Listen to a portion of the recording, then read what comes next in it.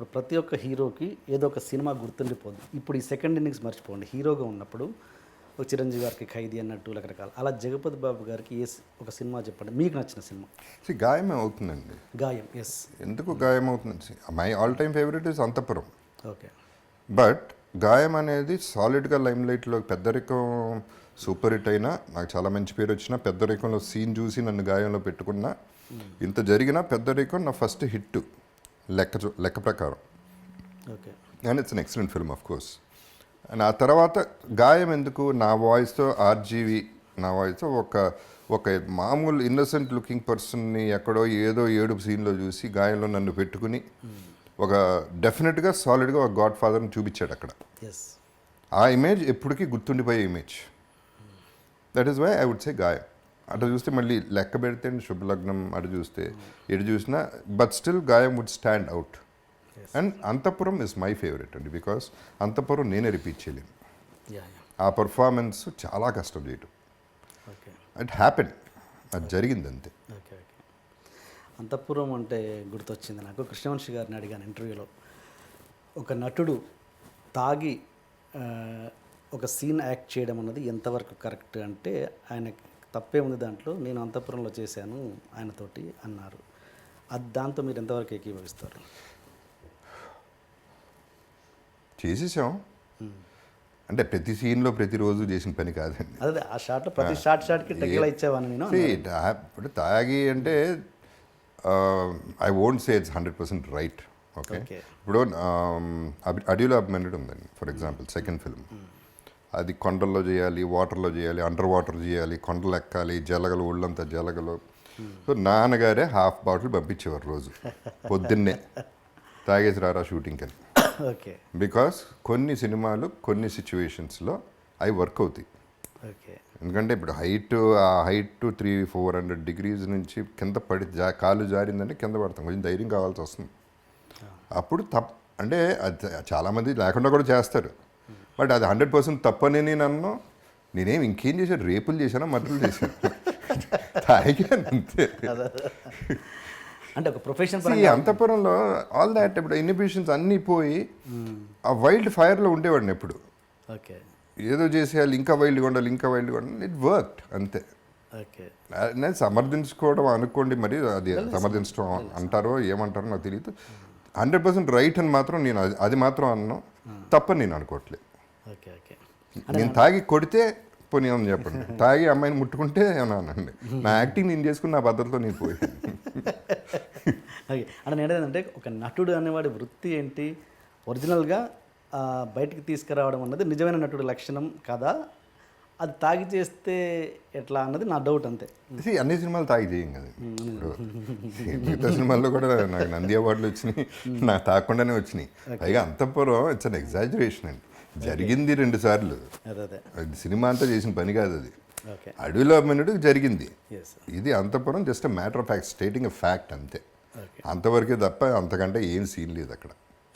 రోజు తాగితే అయిపోయేవాడిని వాటికి, షూటింగ్లో కూడా తాగితే.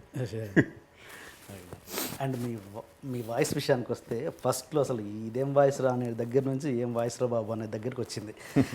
అది అంటే చాలామంది బయట కొత్తగా వచ్చే నటులకు ఉన్న అభిప్రాయం ఏంటంటే, సిగరెట్ తాగితే బేస్ వాయిస్ వస్తుంది అనేది ఒక అనుమానం ఉంది. అది ఎంతవరకు కరెక్ట్? మీ విషయంలో అదే జరిగిందా లేకపోతే? ఇంపాసిబుల్ కదా. మేబీ కొంచెం ఏమైనా తేడా వస్తుందేమో తప్ప ఇంపాసిబుల్. అది ఎంతమంది సిగరెట్లు ఎన్ని లక్షల మంది సిగరెట్లు కలుస్తున్నారు, అందరికీ సేమ్ వాయిస్ ఉండదుగా. నా అదృష్టం అట్ట కుదిరిందండి అంతే.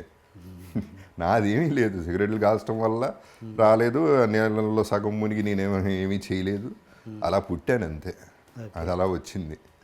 That's all. బేస్ పెరగడం అనేది కరెక్ట్ కాదు సిగరెట్ వల్ల. డబ్బింగ్ అప్పుడు మొమెంటరీగా మేబీ కొంచెం ఏమన్నా ఒక 5 degrees పెరుగుతున్నావు తప్ప వాయిస్ సూపర్గా ఉంటుందంటే అందరు వాయిస్లు బాగుండాలి కదా. ఎంతమంది కాలుస్తున్నారండి సిగరెట్లు? అది ఇంపాసిబుల్, దట్స్ నాట్ పాసిబుల్. సాధన చేస్తే వస్తుందేమో కానీ. మీరైనా వాయిస్ ఎక్సర్సైజ్ చేశారా? చేస్తుంటారా? చేయరు ఇప్పటికీ. ఓకే. అండ్ మీ తోటి నటుల గురించి మాట్లాడితే, నార్త్ ఆర్టిస్టులు మీతో కో ఆర్టిస్టులుగా ఉంటారు చాలామంది, విలన్ క్యారెక్టర్స్, క్యారెక్టర్ ఆర్టిస్టులుగా. వాళ్ళు సెట్లో ఎలా డైలాగులు చెప్తారో మనకు అందరికీ తెలుసు. ఆల్మోస్ట్ ABCDFG చెప్తారు.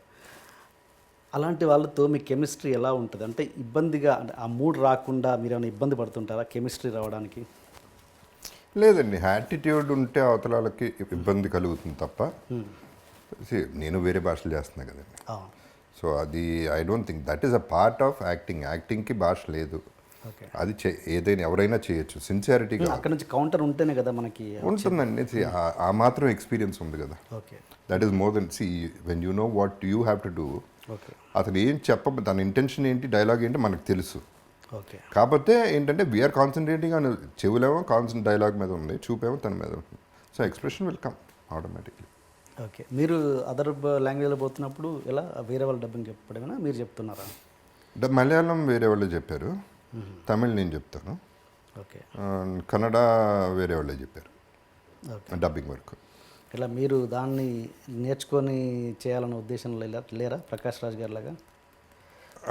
లేదండి, అంటే Malayalam basically first of all 1-2 films చేశాను నేను. మలయాళంలో ఒకటి చేశాను, ఇప్పుడు ఇంకో 2 చేస్తున్నా. కన్నడ 2-3 చేశాను, దాంట్లో 2 పెద్ద ఆడలేదు, తర్వాత పెద్ద సినిమాలు రాలేదు.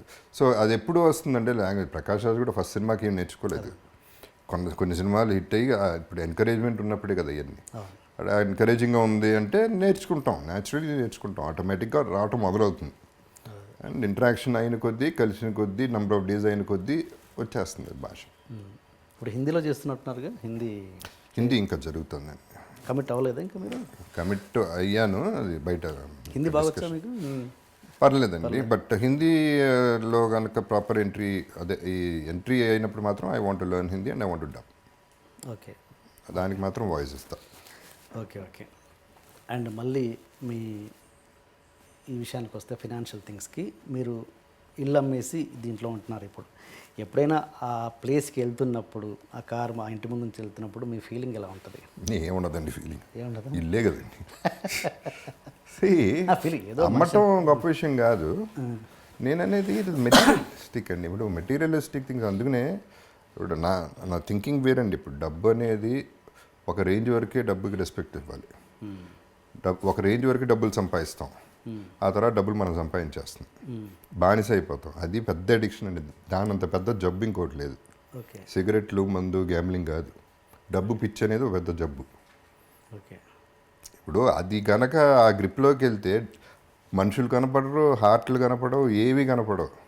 మర్డర్ చేసినా డబ్బులు సంపాదించాలి, బ్రదర్ చచ్చిపోతే ఆస్తి వస్తుంది మనకి సగం, ఫాదర్ చచ్చిపోయి ఎప్పుడు చేస్తాడా, డబ్బులు ఇస్తాడు, ఈ ఆలోచనలు కదా ఉండేది ఫైనలీ.